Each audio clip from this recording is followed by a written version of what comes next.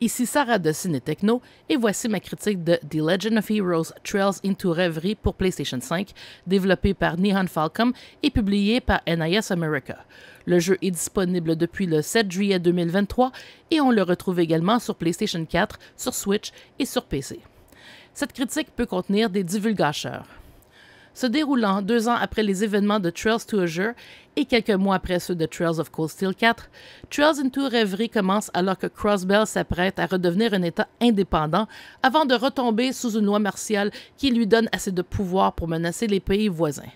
Afin d'éviter une guerre mondiale, Lloyd Bannings et ses collègues du SSS tenteront de libérer de nouveau Crossbell, tandis que Reen et ses camarades et élèves de la classe 7 actuelle et précédente enquêteront sur le symbole perdu qui fait suite à l'affaire réelle de Cold Steel 4. Un troisième groupe, mené par le mystérieux C, accompagné de 2 jeunes mercenaires et d'une mystérieuse poupée vivante provenant de l'atelier de Rosenberg, se concentre sur la force de défense impériale. Trails into Reverie, qui avait pour but de clore la duologie de Crossbell formée par Trails from Zero et Trails to Azure, ainsi que la quadrilogie de Trails of Cold Steel, fonctionne comme une suite directe aux jeux précédents. Même si on y retrouve aussi des références à la trilogie de Trails in the Sky, cette dernière n'a pas autant d'importance que l'intrigue des autres jeux de Trails. Ainsi, on retrouve des références aux divers événements et personnages passés. Pratiquement tous les personnages jouables des 9 jeux précédents sont accessibles, du moins temporairement. Le jeu est muni d'une mécanique qui permet de passer à la volée d'un groupe à l'autre en dessous de Lloyd, de Reen et de C. Parfois, il nous oblige de changer de groupe pour poursuivre l'histoire. Trails into Reverie inclut également le corridor de rêverie qui contient des donjons supplémentaires pour peaufiner nos personnages et leur équipement. C'est aussi dans cette section qu'on retrouve tous les mini-jeux comme le jeu de cartes Vantage Masters et le clone de Puyo Puyo intitulé Pom Pom Party. Bien que les mini-jeux soient facultatifs, gagner des parties permet d'obtenir éventuellement des points qu'on peut échanger contre des améliorations, comme une hausse du nombre maximal de points de bravoure servant aux puissantes attaques groupées contre des ennemis.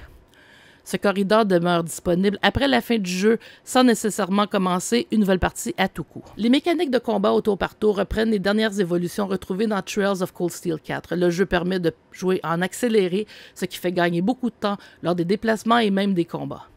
Reverie se déroule principalement dans la région de Crossbell, ce qui sera très familier pour qui a récemment joué à Trails from Zero et Trails to Azure. Visuellement, le jeu ne gagnera pas des prix pour ses avancées technologiques, mais il demeure agréable à voir, même s'il est sorti initialement il y a 3 ans au Japon.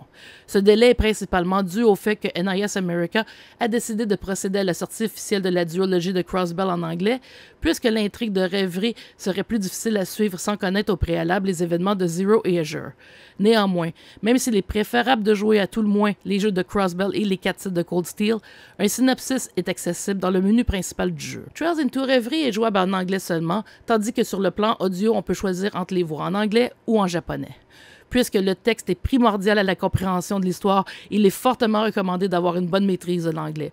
Le jeu est généralement stable, malgré une coupe de plantage durant les mini-jeux. On peut sauvegarder pratiquement en tout temps et il est fortement recommandé de le faire. Jouer à Trails into Reverie sans avoir joué au titre précédent est comme regarder l'épisode final de la saison 4 d'une série sans avoir regardé l'émission auparavant. On peut aussi le considérer comme un jeu de type fanservice, considérant tous les personnages jouables inclus, ce qui peut être accablant pour certains. En particulier, tenter d'améliorer tous les personnages peut prendre beaucoup de temps, même si en réalité on pourrait se concentrer sur les membres actifs de l'équipe seulement. Malgré quelques imperfections, Trails into Reverie demeure un jeu captivant qui conclut tout de même l'intrigue de 7 jeux, ce qui a été rarement fait dans le monde du jeu vidéo. Les fans de la série des Trails seront en terrain connu et les nouveaux venus voudront explorer au préalable les titres précédents pour mieux apprécier toute l'intrigue. The Legend of Heroes Trails into Reverie pour PlayStation 5 obtient la note de 9 sur 10. Merci d'avoir été à l'écoute.